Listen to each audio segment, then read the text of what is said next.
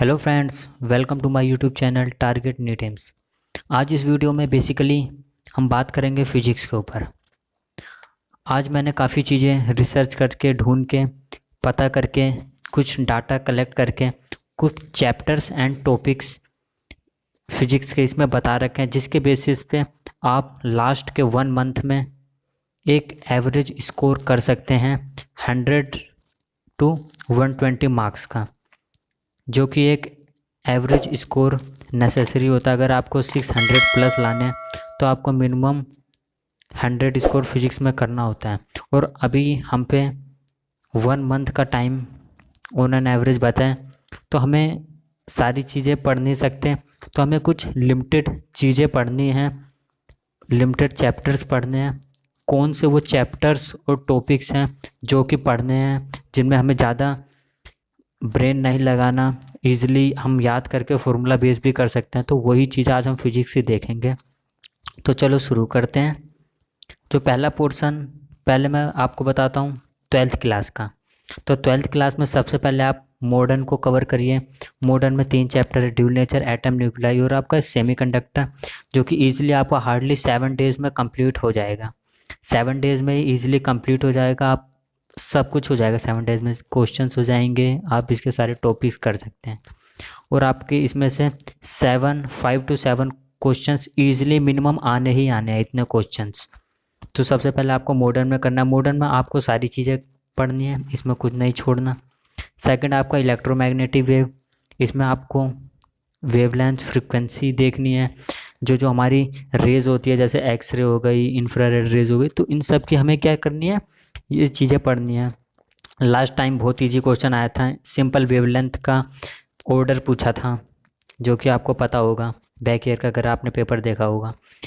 Next हमारा portion आता है alternating current and EMI, electromagnetic induction. इस चैप्टर में हमें क्या करना है, एक ये जो आपके डिवाइसेस आते हैं, आपका एक तो जनरेटर और ट्रांसफार्मर, ये दो इंपॉर्टेंट हैं। पहले आपको इन दोनों को कवर करना है, और इसका फैराडेज लॉ और म्यूचुअल इंडक्शन और एक सेल्फ इंडक्शन, ये दोनों आपको कवर करने हैं। मैं आपको लिमिटेड चीज़ें बता रहा हूँ, सिर्फ आपको यही करना है, तो आप इजीली 100 to 120 स्कोर कर लेंगे। क्योंकि अब आपको भी पता है 1 मंथ में पूरी फिजिक्स कवर करना इज नॉट अ पॉसिबल। इसके लिए क्योंकि आपको और भी तो चैप्टर करना है, आपको अपना केमिस्ट्री और बायो में अच्छा स्कोर करना है, और इसमें एक एवरेज स्कोर करना है, तो आपको इसी हिसाब से स्टडी करनी पड़ेगी। तो आपको ACMI में ये 4 चीज़ें पे फोकस करना है। आपका फिर ये चैप्टर आ जाता है करंट इलेक्ट्रिसिटी, इंपॉर्टेंट चैप्टर है। इसमें बेसिकली ये भी डिवाइसेस हैं, आपका व्हीटस्टोन ब्रिज हो गया, पोटेंशियोमीटर हो गया, यह आपका पोटेंशियोमीटर है, और ये आपका वोल्ट मीटर है, और ये आपका एमीटर। आपको बस इन 4 चीज़ों को करना है। ये सब बहुत वेटेज वाली चीज़ें। अगर जो कोई भी चैप्टर का जो क्वेश्चन बनाया जाता है, सबसे पहली जो चॉइस होती है एग्जामिनर की, इन चीज़ों से बनाने की सोचता है, क्योंकि ये उनके एप्लीकेशंस होते हैं कि आखिर इसका हम करंट इलेक्ट्रिसिटी हमने चैप्टर तो पढ़ लिया, उसका यूज कहाँ पे होगा, तो उसका यहाँ पे इसका एप्लीकेशन होता है। तो एग्जामिनर की ज़्यादा चॉइस होती है फर्स्ट आपके इन्हीं से ये सब क्वेश्चंस पूछने की। नेक्स्ट आपका इलेक्ट्रोस्टैट आ जाता है। इलेक्ट्रोस्टैट में आपका डाइपोल आ जाता है, गेज लॉ आ जाता है, और आपका फ्लक्स और सारे फॉर्मूले। इलेक्ट्रोस्टैट में आप सारे फॉर्मूले एज इट इज़ याद कर लेना कि ये शेल के अंदर इलेक्ट्रिक फील्ड क्या होती है, शेल के आउटसाइड इलेक्ट्रिक फील्ड क्या होती है, अगर इसी शेल को हम अगर सॉलिड कर दें तो इलेक्ट्रिक फील्ड क्या हो जाती है, अगर इसी शेल को हाफ में कट कर दें तो क्या होगा, अगर इसको 1/4 में कर दें तो क्या होगा। तो ये सारे जो फॉर्मूलाज होते हैं वो यूनिवर्सल फार्मूलाज होते हैं, उनमें चेंजेस नहीं होते, जैसा है वैसे इसका फार्मूलाज रहेगा। तो आपको ये एज इट इज़ याद कर लेने हैं, ताकि आप इजीली बिना सोल्व करें इजीली टिक लगा सकते हैं। तो आपको इस पर थोड़ा फोकस करना पड़ेगा। अब 11th क्लास पे आ जाते हैं। हमारे 11th के ऐसे कौन से पोर्शन है जिससे हम स्कोर कर सकते हैं। First of all easy chapter है बहुत, लॉज ऑफ मोशन। आप सारी चीज़ें आराम से कर लेना, 2 दिन में आराम से 1 दिन में चैप्टर हो जाएगा विद क्वेश्चंस प्रैक्टिस। सेकंड आपका वर्क एनर्जी पावर वाला चैप्टर्स है, जिसमें आपको कंजर्वेशन ऑफ एनर्जीज है और पावर, इन सब चीज़ों को आपको फोकस करना है, इन 2 चीज़ों पे मेनली फोकस करना है। रोटेशन में काफ़ी बड़ा चैप्टर है, आप बेसिकली इसमें मूवमेंट ऑफ इनर्शिया को पढ़ सकते हैं। मूवमेंट ऑफ इनर्शिया पे 1 क्वेश्चन पूछता ही पूछता है हर साल। ये सबसे ज़्यादा हर ईयर में एक क्वेश्चन मोमेंट ऑफ इनर्शिया का आता ही आता है, काफ़ी ज़्यादा चांसेस होते हैं। ग्रेविटेशन में आपको सारे फॉर्मूले याद कर लेने हैं। जैसा कि आपका इलेक्ट्रोस्टैट था, सेम आपका ग्रेविटेशन है। आपको पूछा जाएगा ये अर्थ है, अर्थ के अगर हम टनल कर दें तो अंदर इलेक्ट्रिक फील्ड क्या होगी, बाहर क्या इलेक्ट्रिक फील्ड होगी, अगर इसको इतना मास हटा दें तो क्या होगा। मतलब ये चीज़ें पूछी जाएंगी, तो आप एज इट इज़ याद कर लेना। 8-10 जितने भी एक यूनिवर्सल क्वेश्चंस हमारे होते हैं तो वो दिए रहते हैं बुकों में, आप उनके फॉर्मूलाज याद कर लेना।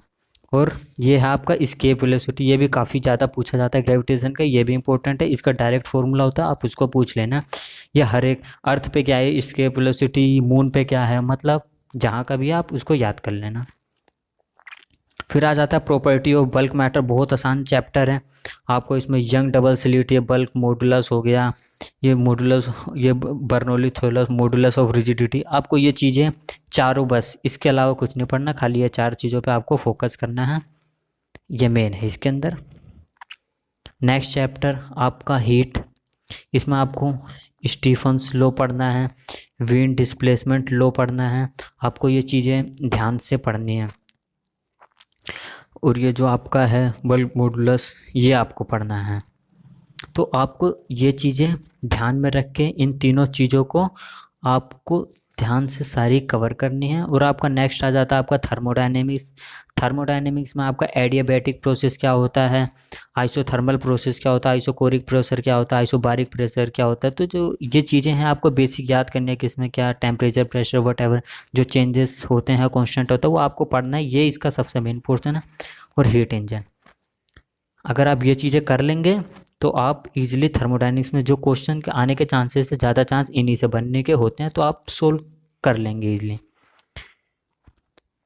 तो ये अभी मैंने आपको क्या बताया, अभी मैंने आपको इम्पोर्टेंट टॉपिक्स बता दिए, चैप्टर्स के अंदर क्या क्या इंपॉर्टेंट टॉपिक्स है जो कि आपको कवर करने हैं। चैप्टर की पूरी चीज़ें जो फुल सिलेबस अब आप 1 मंथ में कवर करना काफ़ी टफ हो जाएगा आपके लिए, बिकॉज आपको अपनी बायो और केमिस्ट्री में अच्छा स्कोर करना है, तो आपको फिजिक्स को थोड़ा कम करना पड़ेगा, क्योंकि फिजिक्स प्रैक्टिस वाला सब्जेक्ट है, काफ़ी टाइम कंज्यूम करता है अगर फिजिक्स की सारी चीज़ें अगर हम पढ़ेंगे। तो इसलिए ये जो मैंने आपको टॉपिक्स बताए हैं, ये चैप्टर्स के जो मेन टॉपिक्स बताएं, इसको आपको जो ये मैंने टॉपिक्स बताए हैं, आपको इसको तो फुल 100% के साथ एक एक चीज़ इसकी करनी ही करनी है। अगर आप ये सब चीज़ें कवर कर लेते हैं तो आप 100 to 120 स्कोर गारंटेड कर लेंगे। और ये काफ़ी ठीक अच्छा स्कोर होता है। अगर आप इतना करेंगे तो आप 582 लेके 640 के बीच का एक अच्छा स्कोर गेन कर लेंगे, अगर आपके केमिस्ट्री और बायो में अच्छे मार्क्स आते हैं। तो दोस्तों अगर आपको हमारी वीडियो अच्छी लगी हो तो हमारा टारगेट नी टाइम्स चैनल है, सब्सक्राइब करें। और अगर आपको कोई भी डाउट होता है कोई भी, तो हमारे कमेंट सेक्शन में कमेंट करें।